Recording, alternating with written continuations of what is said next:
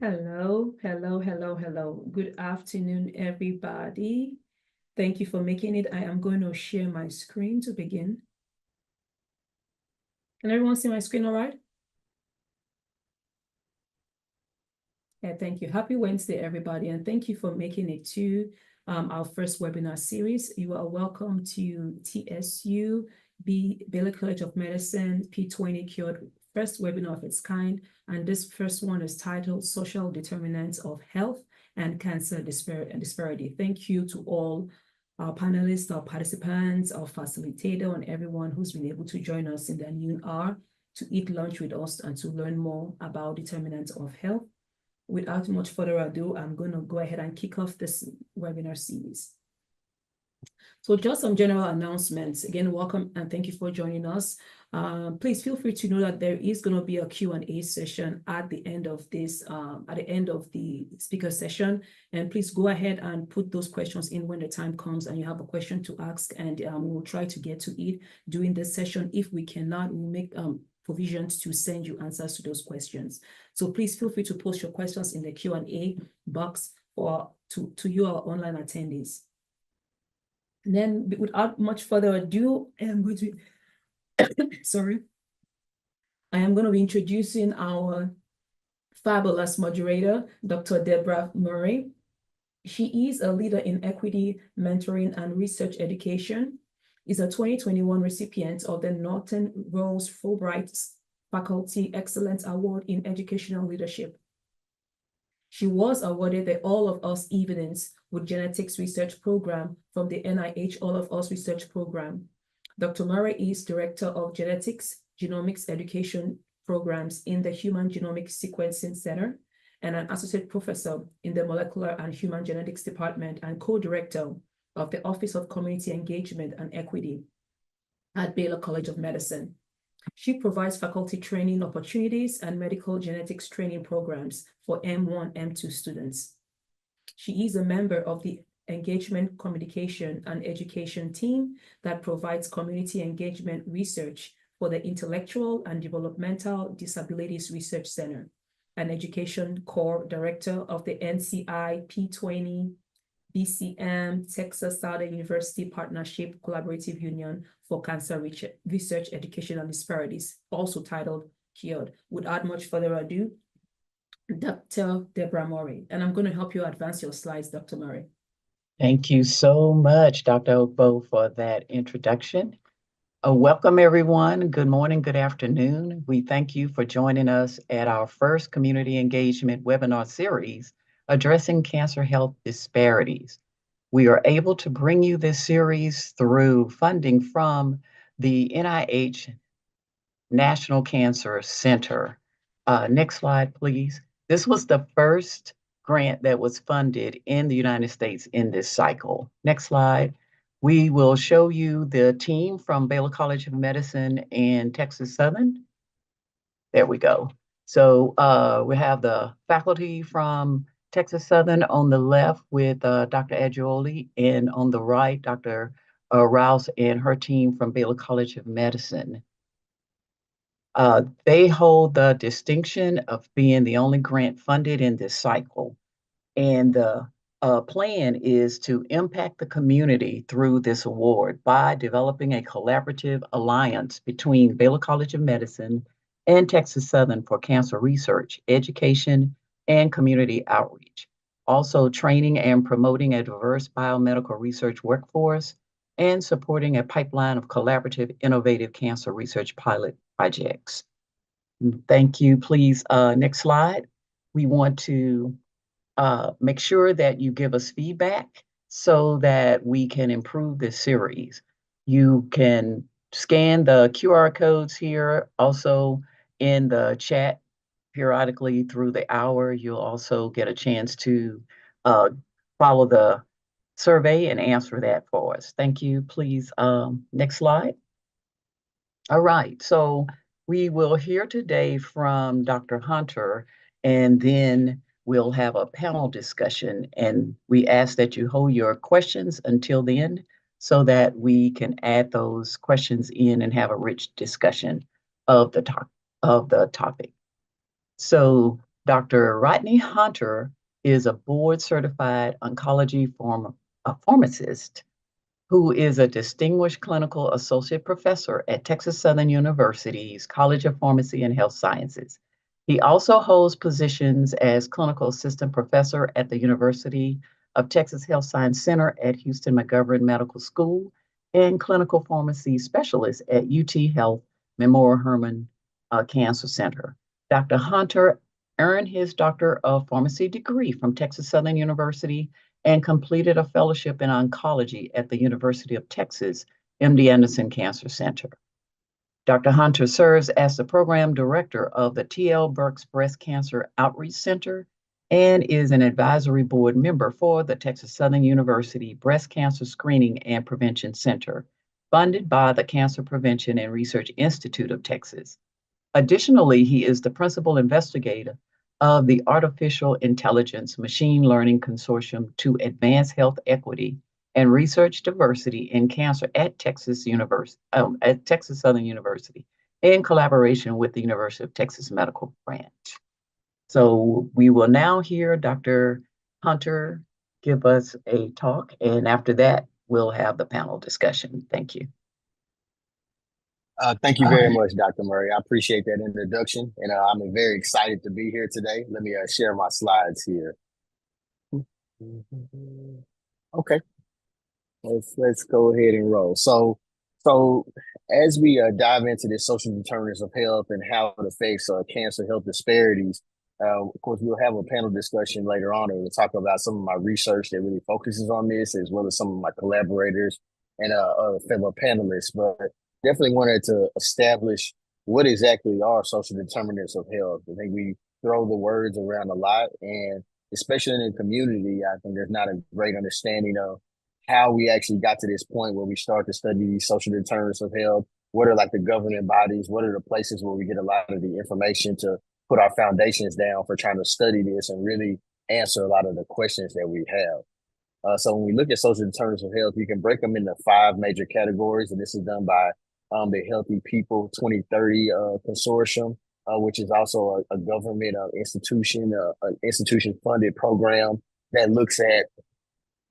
economic stability as one of the major pillars of social determinants of health, and how we establish and how these things affect patients, whether it be like employment, lack of employment, jobs that end up causing patients to have, insurance that won't cover fully the healthcare needs that they have, food insecurity. So, we talk a lot about patients not having, options as far as healthy foods are concerned. And later on down the line, those are things that can certainly affect patients' health. Housing instability. And I'll frequently probably refer to some of my clinical experience and where I've seen patients that are lost to follow up. And when we send messages and try to call them on their original contact information they've given, it's changed. And now we can't get a hold of them, and we can't get them in for the treatment that they so very much need. And in poverty, I think money is one of the driving forces, and is something that we definitely will try to analyze from a research perspective to try to answer those questions about how is patients' lack of money or instability in reference to finances affecting their health. Next one is actually educational access and quality. So there are several studies, and as we get towards the end of the presentation, I know I only have 20 minutes. This is a very big topic and one that I'm passionate about. But as patients receive more education, they tend to be healthier. These are actually multiple studies that have shown this. Enrollment in higher education has positive effects on the long-term health overall of patients. High school graduation, all of these things are things you could quantify graduating from high school and how it affects your actual health. And it has nothing to do with the type of medications that a patient takes. It has nothing to do with even the physician or healthcare professional that is taking care of the patient. Something as simple as high school graduation or higher education can directly affect health on average.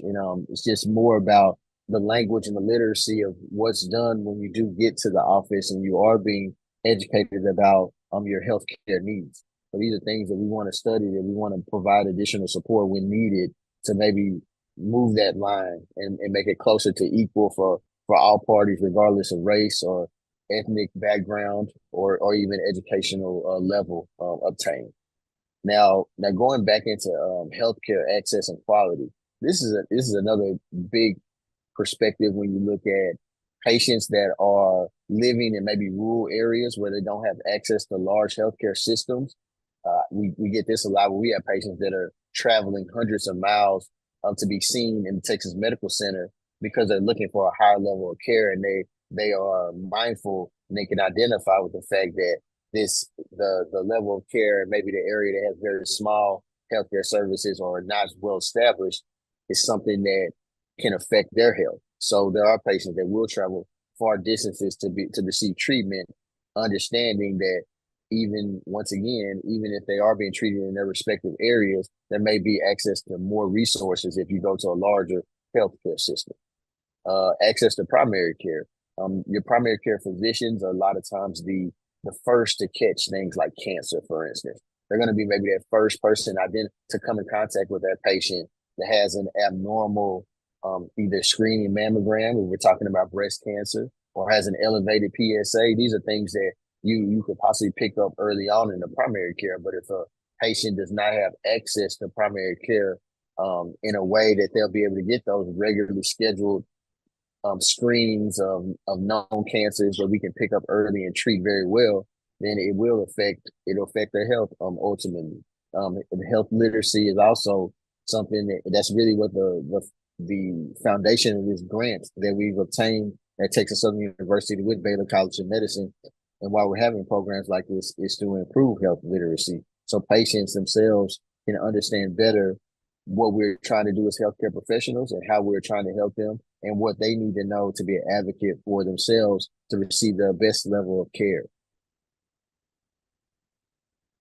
So I won't steal the thunder of my counterparts, but when we talk about neighborhoods and the built environments that individuals live in, it goes to the point of talking about food. So if you live in an area where there's not a grocery store that's actually within walking distance, of course that can affect how often you eat fast food. And eating this fast food or eating this food that's unhealthy can directly affect, essentially your health. Whether it be from a cardiovascular perspective with your heart, it could be from a cancer perspective because there's several studies that will suggest or even support the conclusion that obesity as well as poor diet can contribute to the incidence of cancer in general. So these are things that we as healthcare professionals, we're trying to identify these social determinants of health so that we can provide support early and often to maybe move the needle and impact primarily how patients are being treated. Now, going back to the neighborhood, so environmental conditions, certainly, that the environment can directly affect how patients' health reacts to things like incidence of cancer. Chemicals can increase the incidence of cancer. You have patients that have problems with breathing because of high levels of pollution. All of these environmental concerns and the quality of the places the patients live in, they all can contribute to the health either in a positive or a negative way. And then to finally kind of close the door on the neighborhood and the built environments, when you're talking about crime and violence, sometimes there's a hierarchy of what a patient is focused on. If they're focused on being safe as opposed to focusing on their health, that's certainly something that can affect them long term. So places where there is a lot more crime and violence, there's links to that being a negative effect on a patient's health, even outside of them getting the standard treatments, just in general.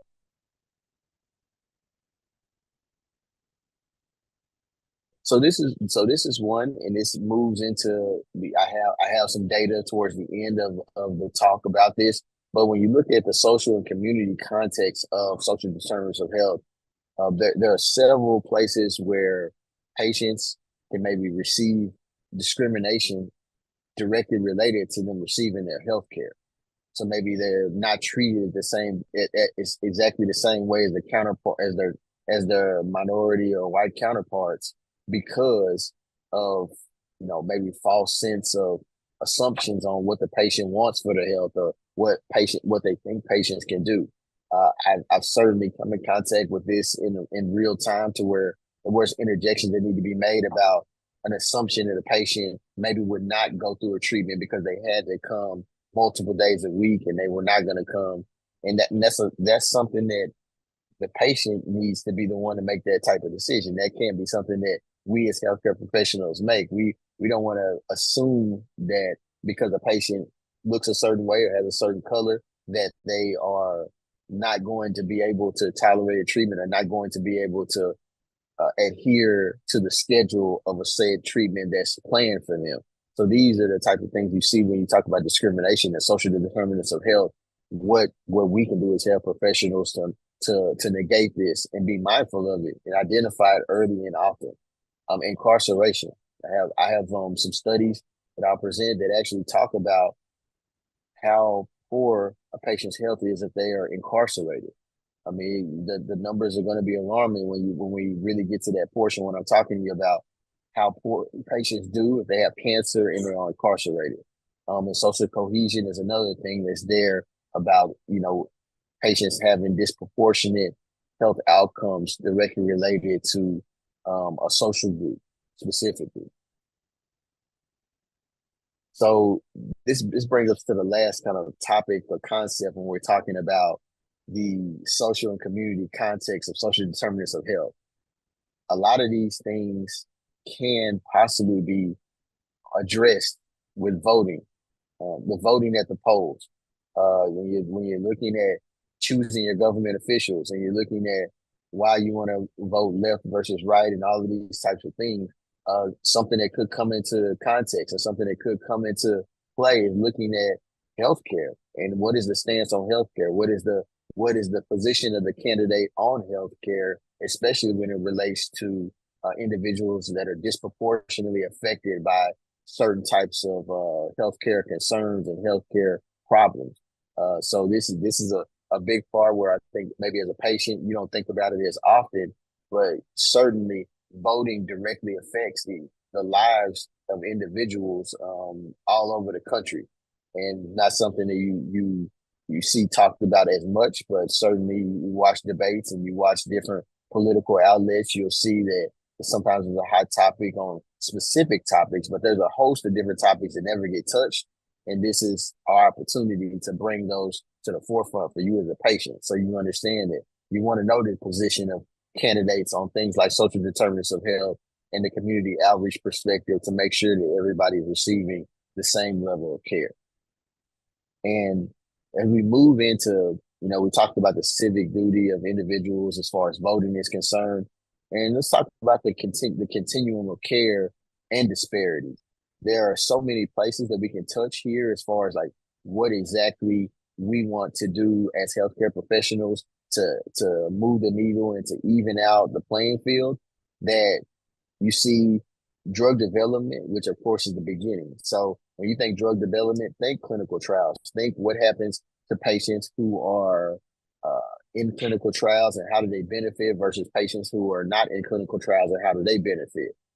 Risk reduction, and risk reduction is really talking about understanding what patients are good candidates to receive treatments before they actually develop the cancer, but we already identified that they're at high risk for developing cancer. So those risk reduction strategies are disproportionately brought out to the minorities, and those are things that we want to address. That can ultimately move the needle when we think about how many patients are negatively being affected by a certain type of cancer, and those who maybe have better outcomes. Early detection, and I know it's not the focus of today, but Dr. Edgeworthy leads a huge program related to early detection of cancer. It's got a breast cancer component to it, and we hope to expand it in Texas Southern to be even larger than that. But the early detection and disparities is a very, very important aspect that needs to be addressed when we try to work on screening patients in general when they should be screened to catch the cancers as early as possible and ultimately as we catch the cancer earlier, we'll have better outcomes on the back end. And then treatment, and treatment goes to, and this actually, this graph about precision medicine is really related to treatment. We had a event actually just like a week or two ago related to prostate cancer, and there was a big portion of it that was focused on precision medicine. And it's the understanding that everybody's disease is not the same. Their ancestry affects the disease and how it works. The geography of where they're diagnosed affects the type of cancer they will have. There are so many different aspects of a patient that need to be analyzed before you give every single patient the same exact thing. So I think that's like a big thing that we as healthcare professionals want to address, and we as healthcare professionals are excited to study with the thought process that we will come to a conclusion. And it's survivorship, because once you get done with having cancer and once you are theoretically cured, there's a host of things that you typically need to do. And there's disparities in the level of survivorship and how patients will be followed after they have had cancer, received treatment, and are now being on surveillance where they're being watched to make sure nothing comes back. And in certain situations, survivorship involves taking medications on a daily basis that you would take by mouth, making sure the patients have compliance with that is a big part of survivorship. So just wanted to bring some numbers to you. This is specifically talking about cancer screening and disparities that you see. So as I referred to when you talk about early detection, patients who had their first mammogram, when you compare white women to black women were twice as likely to be diagnosed with breast cancer on their first mammogram.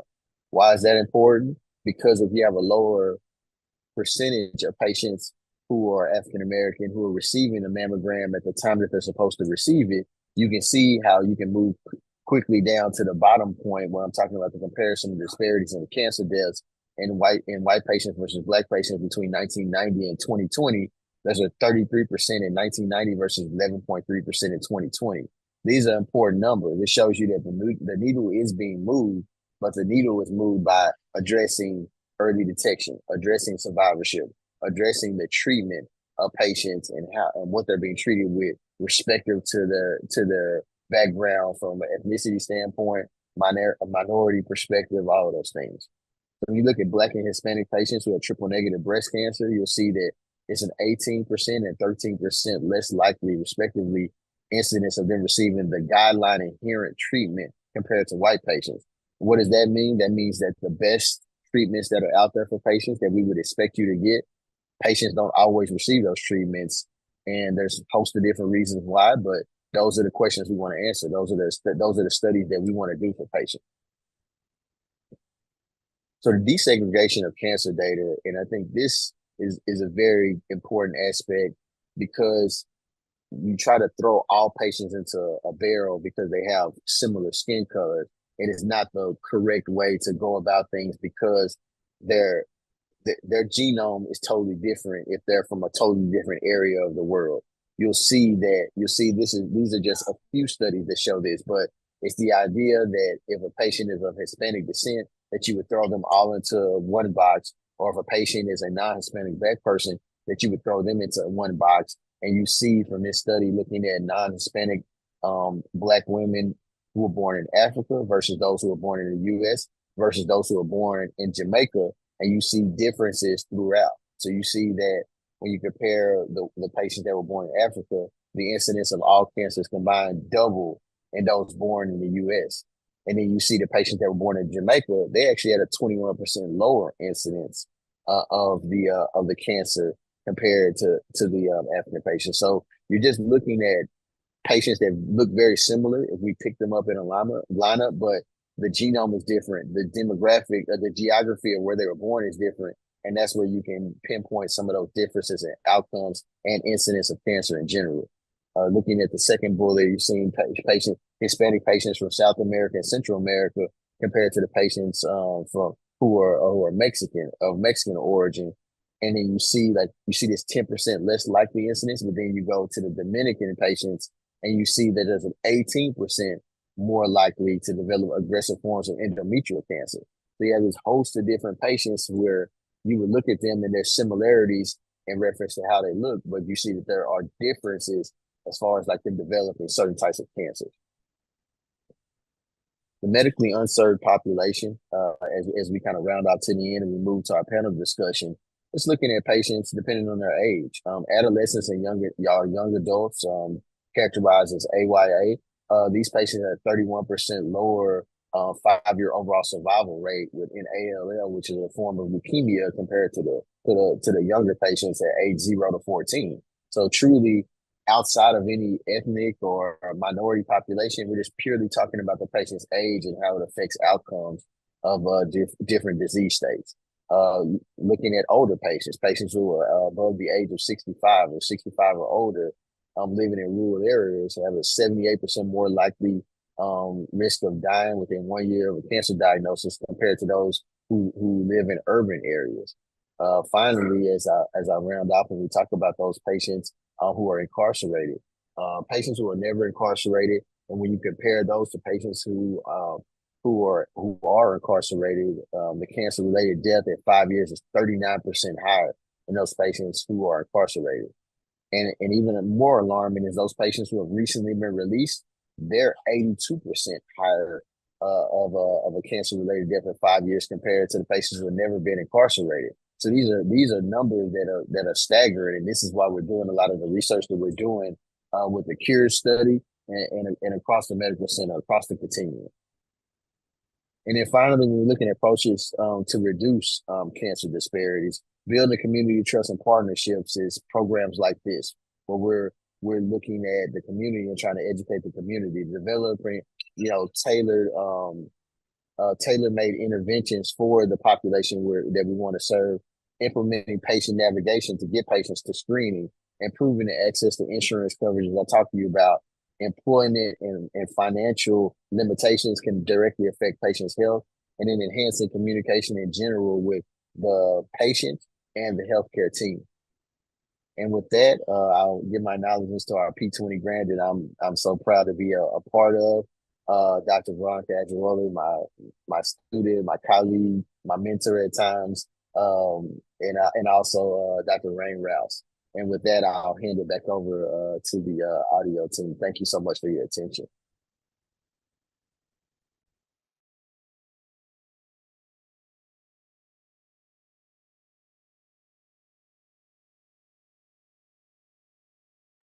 Okay, sorry about that.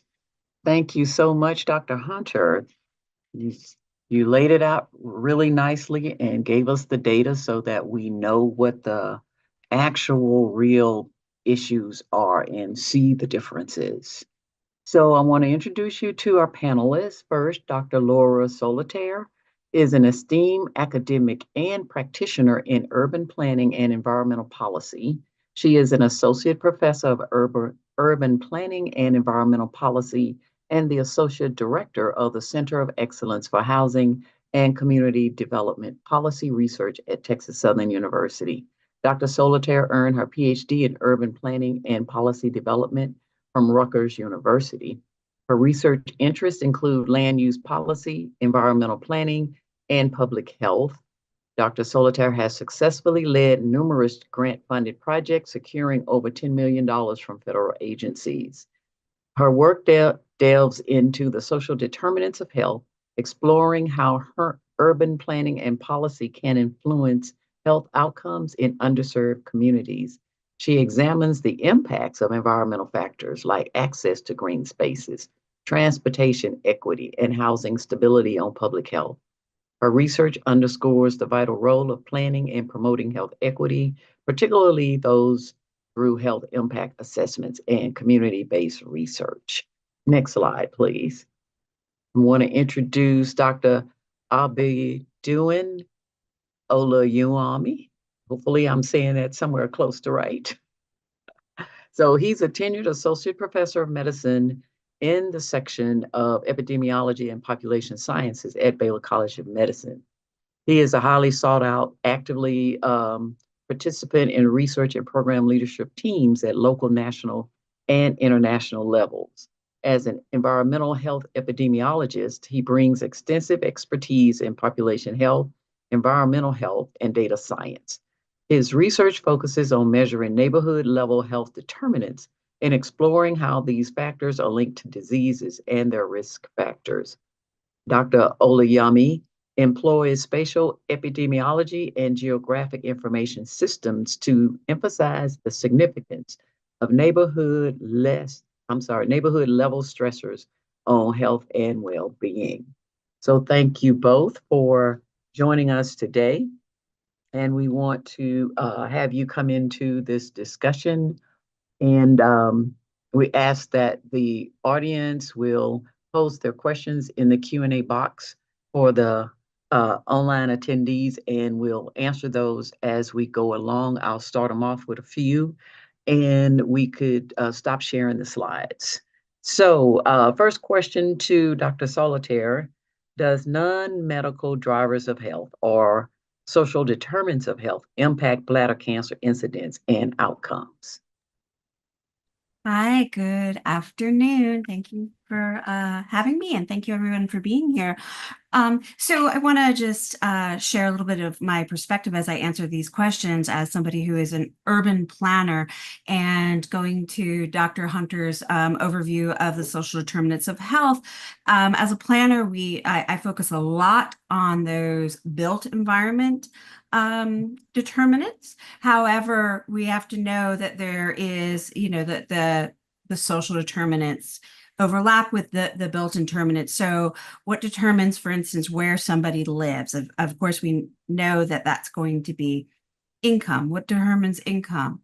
Well, education level. What determines education level? It may be related to race. And then, of course, going back to where they live is going to determine a number of things that Dr. Hunter was reviewing, including the likelihood of exposure to environmental pollutants, because facilities may be being located in their neighborhood, and or that their job may be more likely to be in such an industry. So coming back to the question, about how do these social determinants of health impact the bladder cancer incidence? Well, and some of my other colleagues know much more about the pathways of exposure, but we know that there are environmental exposures. We know exposures to certain, carcinogens and other things that may be air pollutants are going to be disproportionately impacting people, particularly people of color and lower income people, based strictly on just where they live.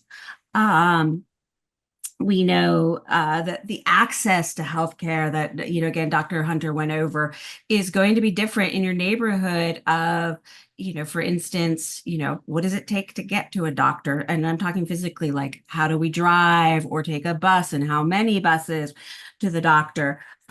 So all of these kind of different factors, and that we as planners are looking at of how do we, for instance, get better food, address food deserts that may be in a neighborhood. How do we address the transportation needs? Of course, what are the policies about affordable housing, and why is it so disproportionately, in the terms of here of in the least desirable environments, meaning, exposure to air pollution, et cetera. So, coming back to kind of the basic question is absolutely, yes, the social determinants of health can have, significant impacts on bladder cancer incidence and the outcomes. Well, thank you so much, Dr. Oyeyemi, and I want you to say your last name so I can hear you say it. What are the measures of social determinants of health or non-medical drivers of health? Well, thanks for this invitation. Thanks for my colleagues that have spoken, and to the name, you actually kind of got 80% on that one. It's Oluyemi, yeah, but it's okay. So the question about how do we measure social determinants of health? We can approach it from different angles, and of course, some of the discussions we've already had, or the presentations have touched on ways to measure that. But if we're trying to just come at it from a sort of structured, one way to structure how we measure would be to think about, because of what you just said, actually, which I really like, which is that non-medical, it's like you can call them non-medical courses. Other people have described them as such, the courses of the courses, right? So, especially if you come at it from a neighborhood level, which is what I do, so I'm kind of biased, you're thinking chemical stressors, right? So chemical stressors in the environment in which people live and non-chemical stressors, right? So that's one way to kind of look at it. That's not the only way.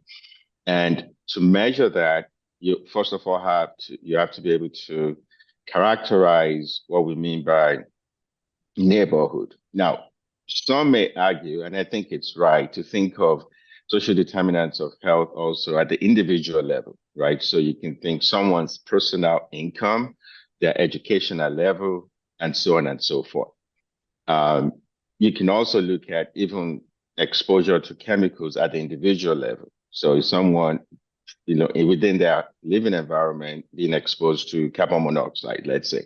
But the way I generally describe it, which is how I work, is that at the neighborhood level, what are the stressors in the neighborhood that are chemical, from chemical sources, and what are the stressors that are non-chemical sources? So you can think of a lot of the sort of socioeconomic, socio-demographic factors we've talked about, income, but being measured at the neighborhood level means you're looking at percent. So percent of people in the neighborhood that are X, or Y. And then, of course, the chemical stressors would be what quantity of PM 2.5 are we observing in this neighborhood, and so on and so forth.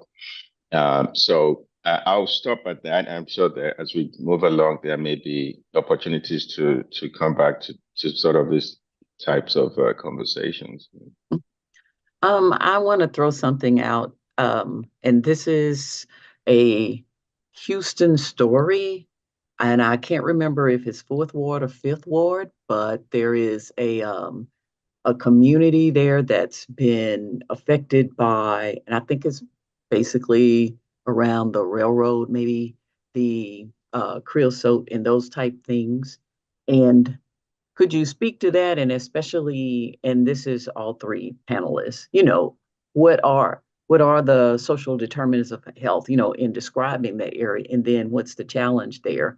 But I can say I never thought I'd really live long enough to see any entity, and a government entity in particular, that would say this directly is causing cancer, because they've all skirted it. They never want to say that the power lines or any of the things that are affecting the people who live in those areas.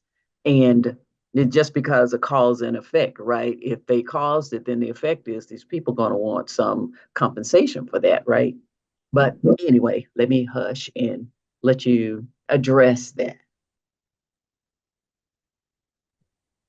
I can I'll jump in just quickly, and I'll jump in quickly to speak to this, that as you talked about that story that was on the news, and of course, like a lot of areas that are less desirable to live in, they typically are cheaper to live in those areas. Like, so usually patients that have lower incomes, they would live in an area that maybe is less desirable, from whether it's chemical plants or it's railroads or crime, all of the things that I kind of touched on briefly when I was going through the presentation. All of those things are real phenomena that occur. And just to throw a number out there for you, like when you look at non-Hispanic Black women in low-income neighborhoods, they were twice as likely to be diagnosed with triple-negative breast cancer compared to patients in high-income neighborhoods. So that neighborhood described on the news is that type of neighborhood. These consistencies, these numbers, these are real numbers. These are real things that are happening to patients in a negative way. And some of it has nothing to do with if they get to the cancer center where they are speaking with me and we give them their treatment. It's really related to their environment and where they live.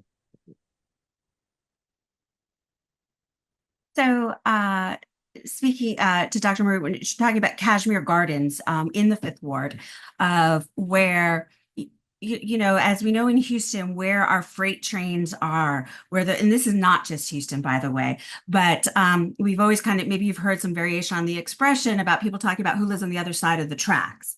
And I'm doing, research right now related to rail and just saying, just actually trying to actually have empirical data to support, I think what we all have probably observed is that living near a railroad, let alone a railroad yard, is absolutely, an indicator of social and income status. I mean, for many reasons, people would not necessarily make that their first choice, but because of how having the rail yard go through, that it has decreases property values, which makes, that's where often what we might call affordable housing, but I hesitate to use that. I will call that low rent housing, because I like to think of affordable housing as being healthy housing, healthy homes that we've intentionally created in neighborhoods that have, where people have access to, kind of all the essentials, transportation, healthcare, food, schools, etc. But coming back, just using this example of the rails. So we already know like who is going to be experiencing any of the potential harms from rails are most likely going to be, again, our low income, Black, and, in Houston, Hispanic, but in most other cities and across the country, it would be predominantly Black. Then what are the problems from railroads that we're knowing? Well, this particular incident, it has to do with how and I'm not really an expert in wood processing, but how the railroad ties are processed and created, and they use the creosote to preserve it, and well, that's then leaching out into the soils and people are being exposed to it, even air and other pathways. And the big question is, what are public health officials, elected, appointed officials, and even the planning community doing about this? Where Dr. Murray said this is a big deal that this time in Houston, that this is one of the first times that people are saying, yes, we are acknowledging that this is causing cancer. And that's one of, I think, our big challenges in the research that we're doing, is that we need to get more of that empirical evidence out there so people can stop doubting and saying, well, how do you know it's caused by this? And, we're so caught up on that we don't move forward with what type of action has to be happening, because these people are experiencing the cancer, the other health disparities. Why do we have to prove it to move forward? Well, as we start getting more evidence, it just helps us move forward. So I just wanted to share that. Yeah, I mean, if I may, I'm actually at an NIEHS conference in Baltimore, and we went on a tour of South Baltimore 2 days ago, and one of the places we visited was a coal processing plant from which coal is shipped out of the U.S. to India and internationally. And not only, as we've said, do they have the rail lines coming in with the rail, they actually have coal in the cars coming from wherever, uncovered. So they're concerned about the fact that the coal is uncovered, right? And the fact that the plant itself is not covered, right? You could just look at a heap, a large heap of coal being processed. And as everyone has acknowledged, it's usually, although I asked the question, what's the racial demographic sort of race ethnicity distribution? And they said it's like 30% white, almost like 30% white, Black, Hispanic. And the common thread is low income. So someone said, we went to other places that they used to live in South Baltimore 20 years ago. And the person was hearing the same concerns that were voiced when they lived in that same neighborhood about 20 years ago. And that was a response to a question about the need to do cumulative exposure assessment, right? Which is, science, saying, well, we need to do cumulative, which we all know we have to do. We need more evidence. But there's a reason why high income X, Black, white, Hispanic, they're not living there. They don't need cumulative health assessment, So there is And I'm in, I mean, like, I don't have an answer, but one of the things that come with these conversations we're having is, at what point are we able to move from knowledge to action? And what does that process look like? And I think that's a critical, fundamental, which is why I like the, earlier uh, presentation about voting. I didn't know it was going to have about voting in it, but because I think it's just important to think critically if we really want to solve the problems. I mean, if we can play around it or we can solve it, and how do we do it is a critical thing to figure out. Yeah, voting is also a disparity.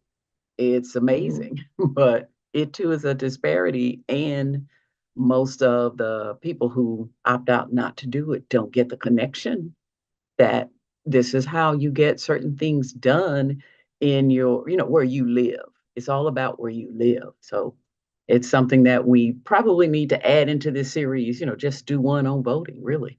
So before we get too long in the hour, I would like both Dr. Hunter and Solitaire to each talk about their pilot projects that is also a part of this P20 funding that we're bringing this series to you from.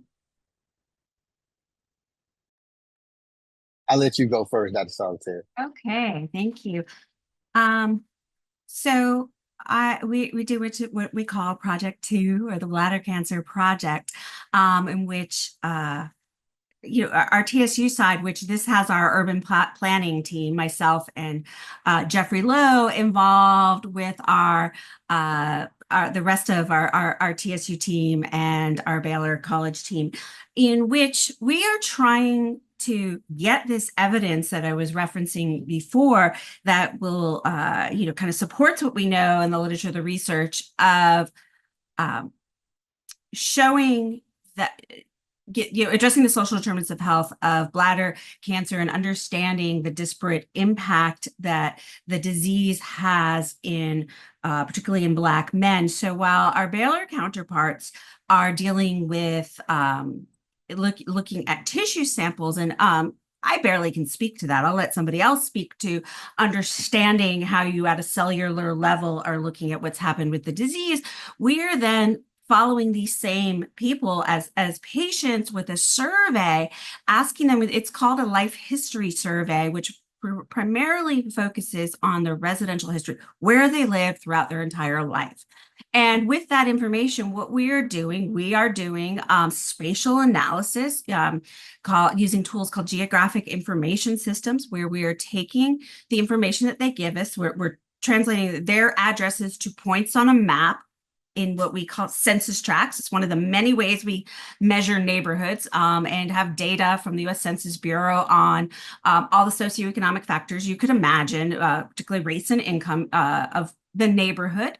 But then what we're doing is we're getting these other layers, map layers of data on environmental conditions. So what is there now? And ideally, because we're going back, looking what people historically, what data, what kind of land uses, what kind of facilities, polluting facilities, et cetera, may they have been exposed to over their life, to actually see if we see any patterns, and we can get the evidence that is kind of supporting the hypothesis that particularly the built environment aspect of the social determinants of health is correlated with their the nature of their cancer. So we are in the midst of working on this study, where we are about to the survey is about to go out to the patients of, again, asking them this this residential history. We also have questions about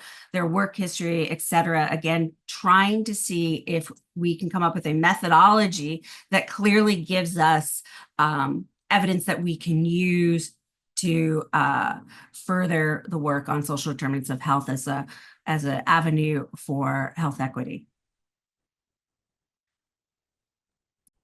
I would not be a good supporter of the funders who fund me if I didn't ask you. Are you aware of the All of Us database? And they have surveys in there for social determinants of health. for individuals that have participated or participating. It's ongoing, but there may be some use in there, and I think you are able to do maybe searches via zip code as well, but it's always nice control data, if nothing else. But the All of Us database at this point has over 800,000 participants, and there are thousands, because I wouldn't say it's 800,000 in terms of the social determinants surveys, but they ask most of those participants to answer these various surveys that they include. So just put that out there. Thank you. Welcome. Thanks.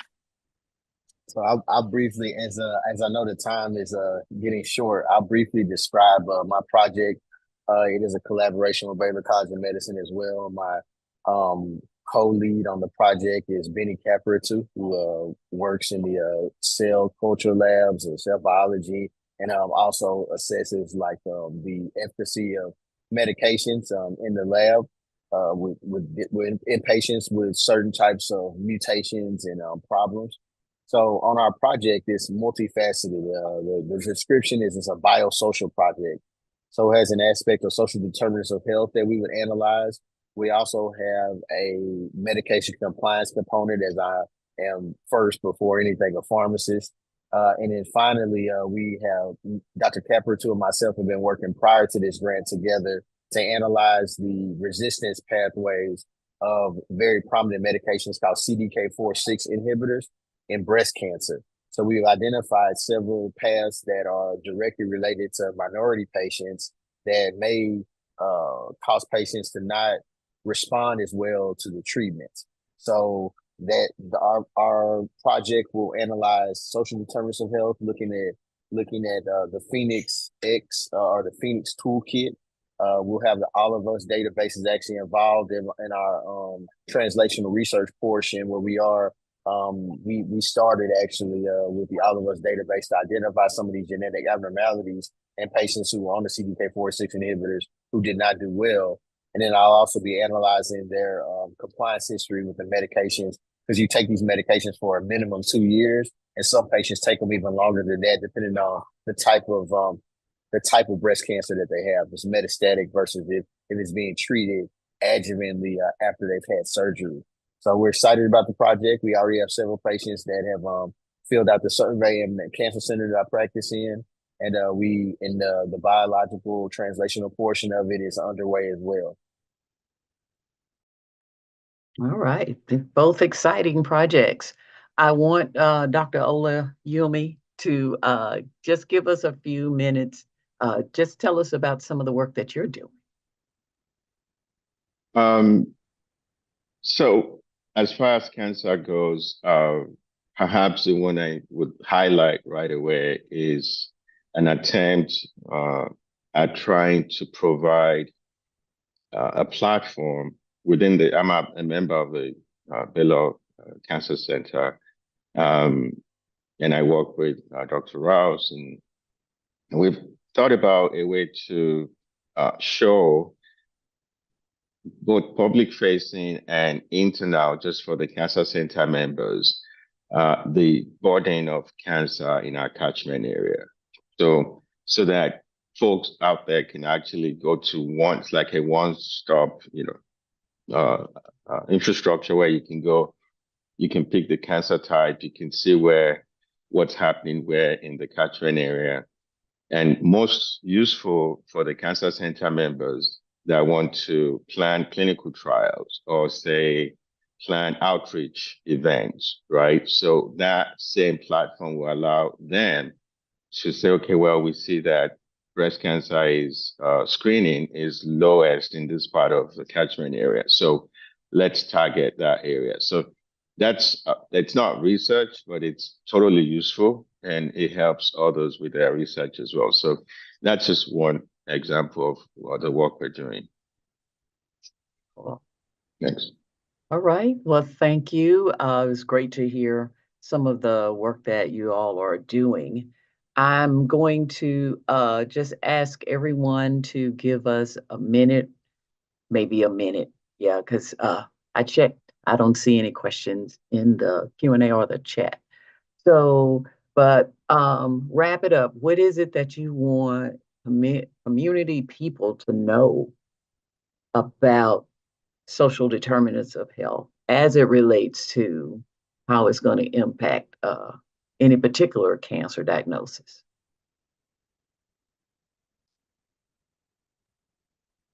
Yeah, I would just end with, from my perspective, is just making sure that everyone understands how broad it is. Because I think that you get fixated maybe on one particular aspect when you talk about social determinants of health. But as you saw from the presentation, it's multifactorial. It's the environment, it's the access to healthcare.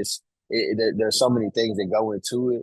Just make sure patients understand that it's not just about like the type of care you're receiving. There's other things that could go into play as far as like how well you do and making sure you have the correct access and the voting. So I'll end with the voting. I've left the voting at the end for a purpose, because of course we have elections coming up, but I just think that the voting and understanding the candidates' positions on things that will directly affect you and your family from a healthcare perspective is important.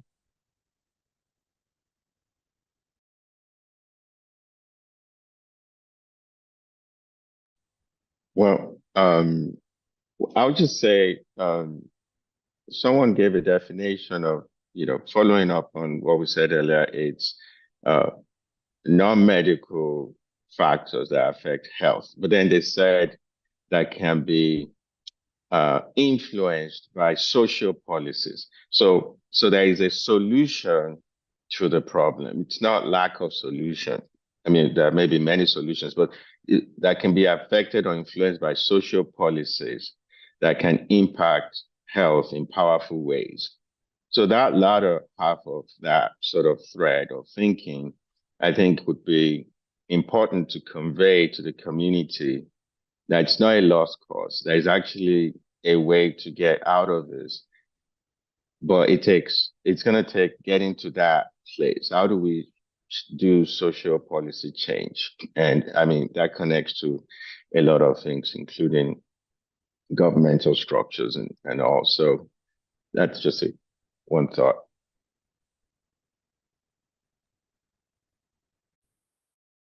And I just want to share, while it's not, my comments are not about any one type of cancer, but looking at this as an urban planner, kind of just following up on Dr. Olami's comment, is we have means, there are avenues of how we can address these disparate impacts, but we have to acknowledge that there are disparate impacts. We have to know that while there's so many different policies out there that on their face are race neutral, that their impact absolutely is not, that they have this disproportionate impact, particularly on our Black and Brown and low income communities. And we need to realize that we have to start taking action on that and evaluating these policies and figuring out ways to improve, change, get rid of them, so that we can have significant health equity. Thank you.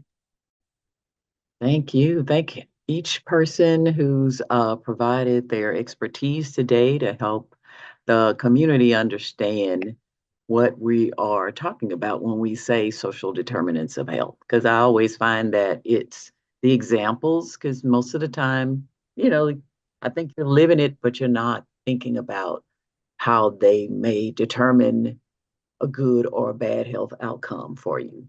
And so these health inequities are killing us. They really are. Oh, next slide, Nikki. Because I think at least I see the code to scan, but in case somebody needs to still scan it. Yeah. Yeah.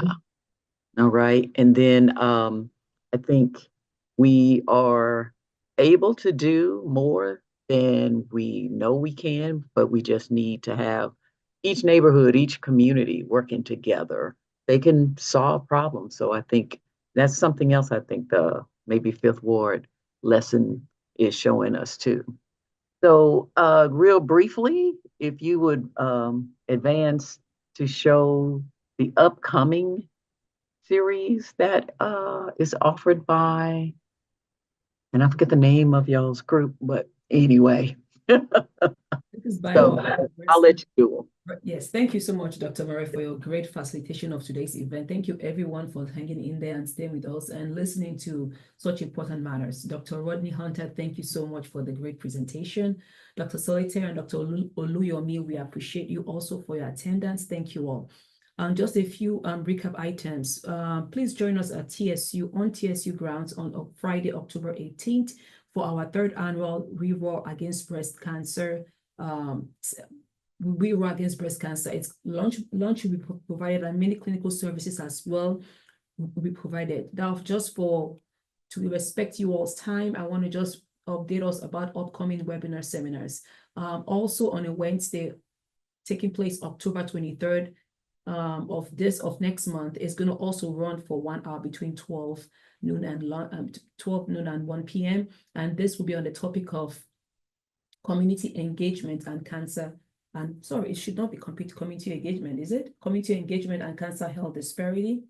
And the last one for the year, I believe, would be Wednesday, also November 20th, and that would be on enrollment and retention for racial and ethnic minority in clinical research. And please keep it in mind that it's all on Zoom online, so you can eat lunch also and learn a thing or two.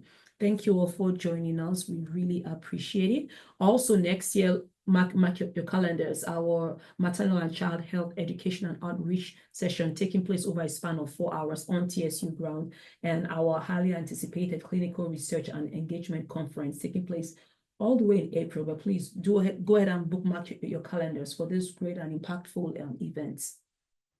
Thank you so much.